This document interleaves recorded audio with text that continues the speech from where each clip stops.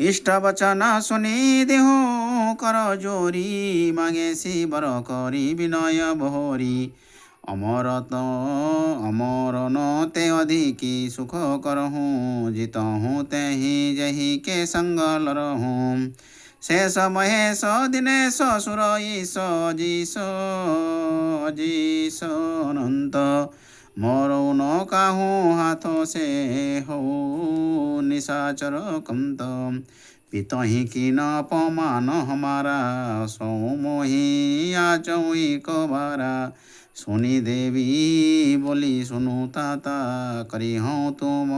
सुख बहु विधि गाता त्रेता शेष समय दश शीसा याचौ तो ही जोरी भुजो भीषा मारौ तुम न कहु जग माही कपिए को मम बाचा बस नाही तेहि प्रभु ते जनी करे कुचाली तौ तो अजर मर कहीं चाली रह न लागो तह तनुज कुमारा अगणित खग मृग करौ हारा यही विधि वर्ष 5 शत बीती तब खल कर न लागन रीति विविध वेश धरी अहि पुर जाई अजग जय कर डारही खाई एक दिवस दुर्भिकर राजा धरन गए तेहि सहित समाजा अहि रावण करी कठिन लड़ाई दीने सकल नाग बिचलाई तब दर्भिक अनंत पह गयौ सब वृतांत सुनावत भयहु सुनी बोले करी शेष विचारा अहि रावण तप बल अधिकारा तही ते नहीं एहूँ अहि अरि आई कन्या दो मिली रही हो जाए तब दर्वी कबुल बाबा ताही दिनी विधि बहुत सुता विवाही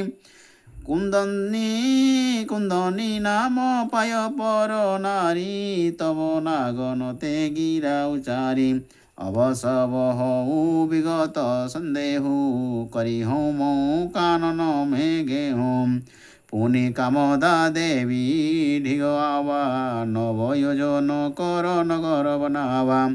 असुर न सहित रहूँ तेहि माही कर न लाग सुख बरणी न जाही यही विधि शंभु मासन बरणा वही रावण की कथा सुपरणा अब सब कथा सुनहु रोगारी जही विधि यम पुरोगा विबुधारी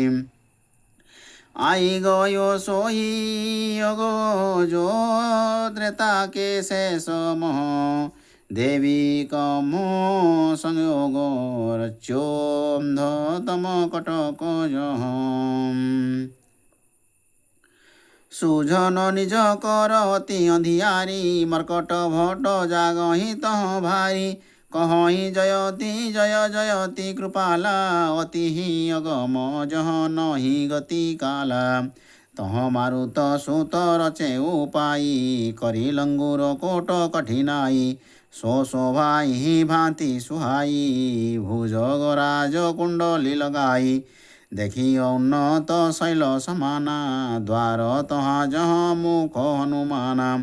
देखी हृदय ही रावण हारा किमिर विग्रह कर तिमिर पसारा सियावर रामचंद्र की जय पवन सुत हनुमान जी की जय जय जय जय जय सीताराम।